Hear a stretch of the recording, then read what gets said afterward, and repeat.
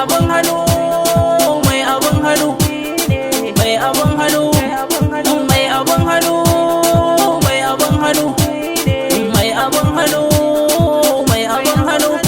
Zamani ya zo shi ake wa dariya, in baka da shi ka zama banza ka daina dariya.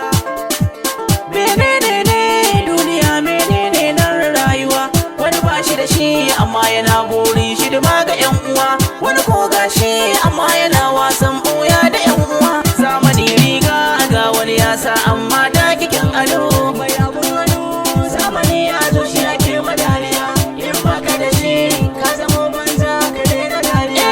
Bilya isa ta babu shakka ni da ina ga rayuwa, na sha fama a bangaren nema na zaga kasuwa, na tallan yalo da makaras wata rana na sha bugun ruwa.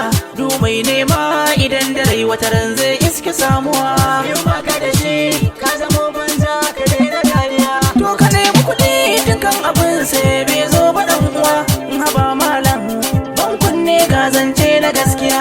In baka da shi ko a gidan to da akwai gwagwarmaya, naira kenan mai sawa karami ya zama uban gida.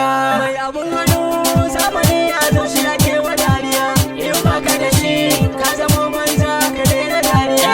Allah sarki zamani mai daukar da ya bar uwa, da kuɗi da maciji maganin su kashewa babu damuwa. Lokaci ne ai wannan karni to ya zo da ɗimuwa, zamani riga wacce ba a saidawa a kasuwa.